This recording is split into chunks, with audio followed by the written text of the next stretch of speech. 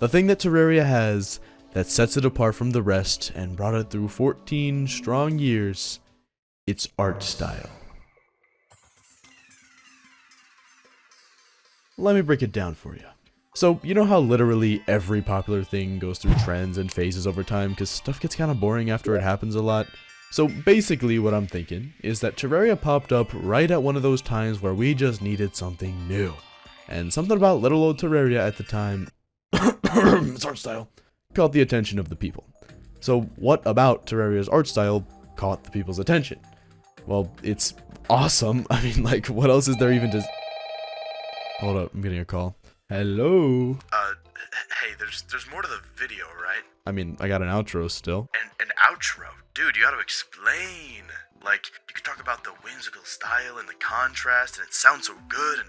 oh my gosh, it's so good. Also, you're going for 10k subs soon, so if everyone enjoys, they should probably subscribe, right? Yeah, you're right. Okay, I'll keep going. Where were we? Terraria's art style begins with the first piece of the puzzle, whimsy. I kind of mentioned this earlier, but the whimsical style of this game is literally everywhere. The first boss is a massive eyeball that grows teeth, the colors pop everywhere you go, and the item variety is super random in sort of a fun, goofy way. Like, your equipment setup can literally be flippers, an umbrella, and a cloud in a bottle in like 10 minutes of playtime. I rest my case. You can see this in the enemies as well. It's like they took every creature they could possibly think of, drew some out of a hat, and now we got the craziest lineup you could imagine. It's like throwing like Danny DeVito in the NBA.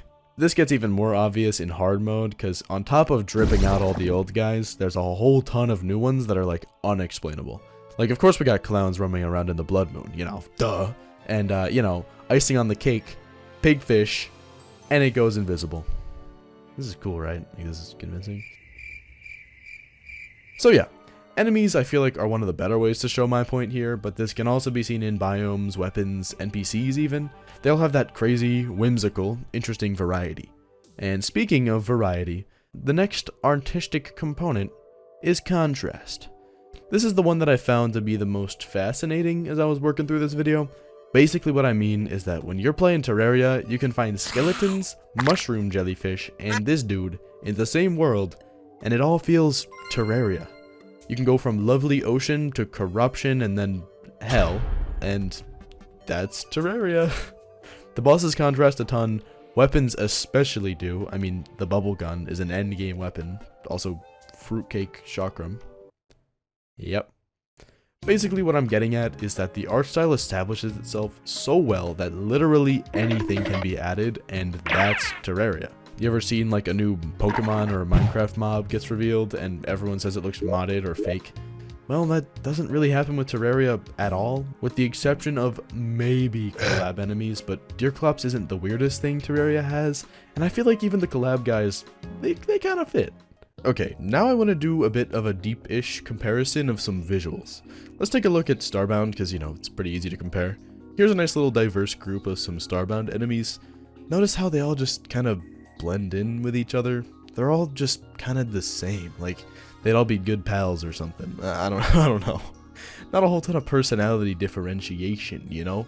Like, it's really hard to pick a favorite in a bad way. Now here's some Terraria enemies, hard mode and pre-hard mode. They just mog, not gonna lie. They all feel defined and interesting.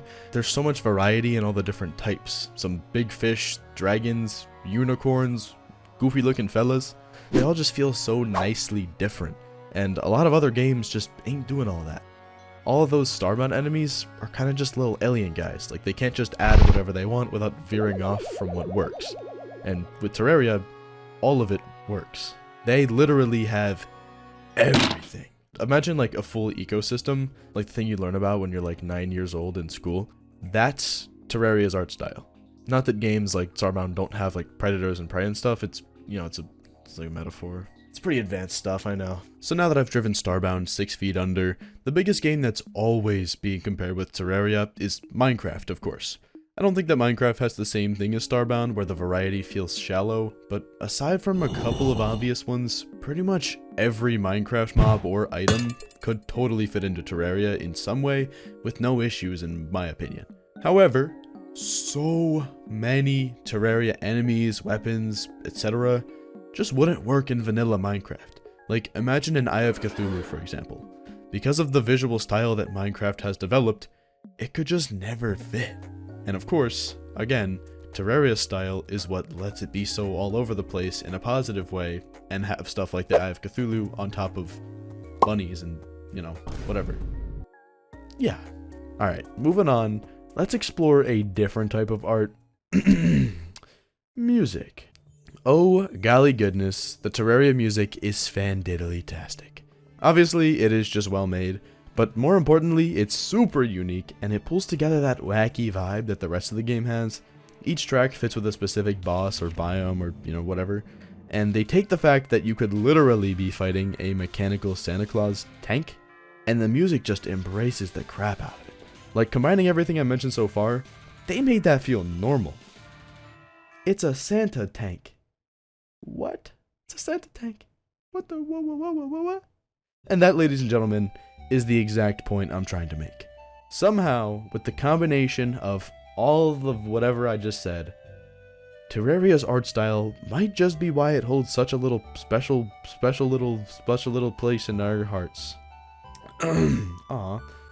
Okay, now the last thing I wanted to highlight here that kind of expands upon literally everything I've mentioned at this point is that Terraria low-key was ahead of its time when it dropped.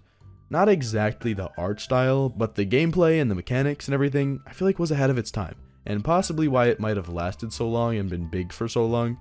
Also, though, if it looked like this in 2025, would people still be playing it? I don't know. I don't think so. However, it doesn't look like this in 2025 because they took that beauty of the art style that they already had, expanded upon it as the years went on, made it modern, made it sleek and clean, updated all the music, bosses, enemies, biomes, whatever, and dude, they absolutely cooked. Like, this is why they're doing it right. Aside from a few like Minecraft, when big games these days change up the visuals, it's to make Snoop Dogg and Naruto fit in with everything else. Like, this improvement of what was already Terraria's perfect formula is what I believe to be why Terraria is where it is today. Hold on. Am I glazing too much? Nah.